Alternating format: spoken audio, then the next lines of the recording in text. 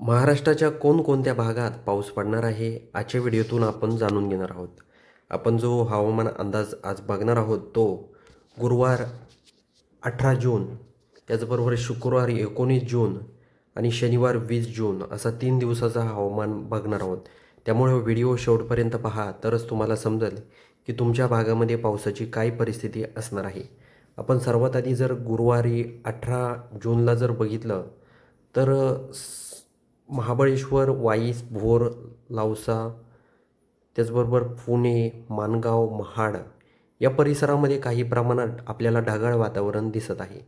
आपण यामध्ये बघूया पुढं काही वातावरणामध्ये मोठा बदल होतो आहे का. पण कुठल्याही वातावरणामध्ये आपल्याला बदल होताना दिसत नाही आहे. म्हणजे जास्त प्रमाणात आपण इथे जर बघितलं तर पूर्णपणे आपल्याला थोड्याफार प्रमाणात ढगाळ वातावरण संध्याकाळी 6च्या सुमारास दिसत आहे. आपण जर ईश्वरपूर, विटा, सांगली, कोल्हापूर, निपाणी हा परिसर बघितला तर पूर्णपणे कोरडं वातावरण या परिसरामध्ये आहे.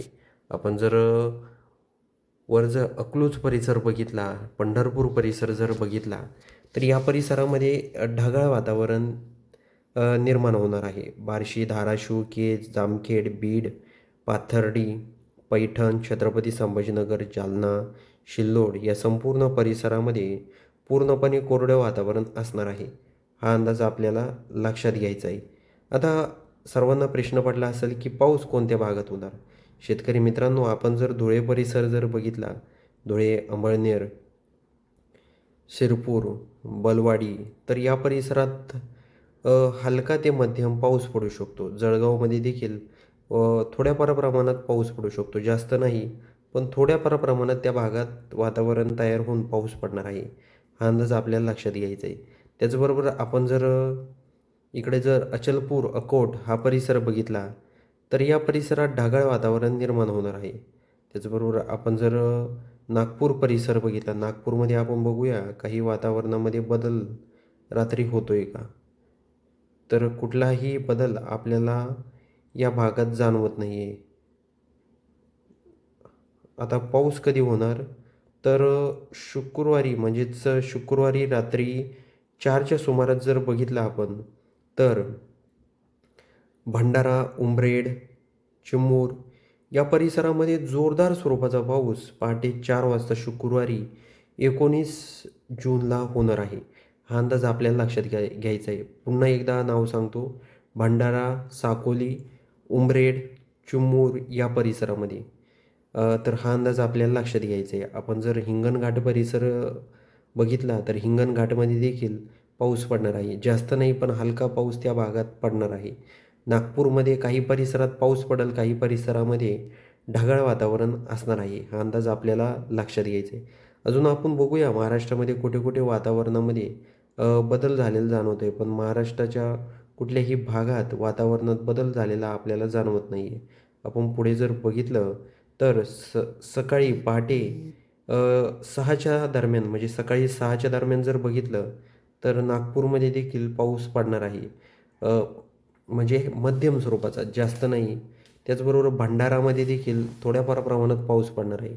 हिंगणघाट, यवतमाळ, वर्धा, सर्वात जास्त पाऊस वर्धा, हिंगणघाट, पांढरकवडा, यवतमाळ या परिसरामध्ये असणार आहे. हा अंदाज तिथल्या स्थानिक शेतकऱ्यांनी लक्षात घेणं खूपच गरजेचं आहे. पांढरकवडा, वरोरा या परिसरामध्ये हा अंदाज आपल्याला लक्षात घ्यायचा आहे. आपण जर ही रेड लाईन जर बघितली, या भागामध्ये पाऊस असणार आहे. वर्धा, यवतमाळ, हिंगणघाट, अरवी, पांढरकवडा, वरोरा या परिसरामध्ये. आता इकडे नागपूरमध्ये आहे, पण कमी प्रमाणात आहे. हा अंदाज आपल्याला लक्षात घ्यायचा आहे. आपण जर त्याच दिवशी जर सकाळी 8 वाजता जर बघितलं तर इथे आपल्याला काही प्रमाणात अमरावतीमध्ये वातावरणात बदल होताना आपल्याला जाणवतो आहे. आपण पुढे बघूया वातावरणामध्ये काही तिथे बदल होतो आहे का.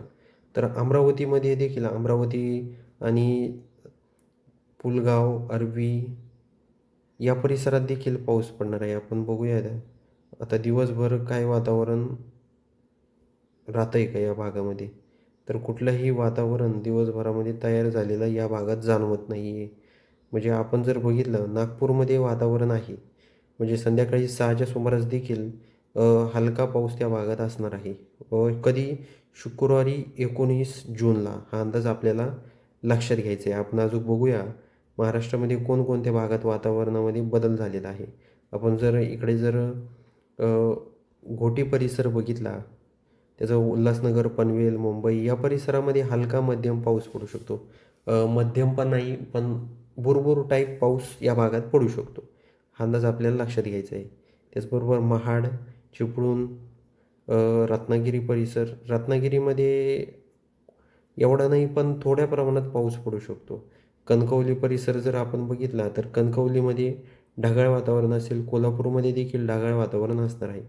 आपण बघूया रात्री 12पर्यंत अजून काही बदल वातावरणात होतोय का? कुठलाही बदल आपल्याला वातावरणामध्ये होताना दिसत नाही आहे. हा अंदाज देखील आपल्याला लक्षात घ्यायचा आहे.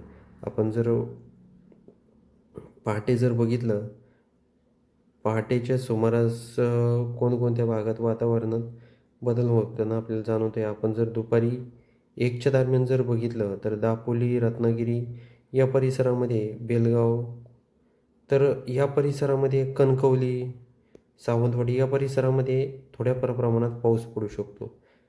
संगमेश्वर, चिपळूण, खेड, महाड, माणगाव, lausa, त्याचबरोबर लोणावळा, कर्जत, उल्हासनगर, ठाणे या परिसरामध्ये म्हणजे वातावरणामध्ये बदल होऊन हलका पाऊस या भागात होणार आहे. जास्त नाही, पण हलका पाऊस या भागामध्ये होणार आहे. हा अंदाज आपल्याला लक्षात घ्यायचा आहे. आपण संध्याकाळी जर बघितलं 20 तारखेला संध्याकाळी 6च्या सुमारास मालेगावमध्ये देखील म्हणजे ढगाळ वातावरण निर्माण होणार आहे. पाऊस पडणार नाही आहे, पण ढगाळ वातावरण निर्माण होणार आहे या भागामध्ये.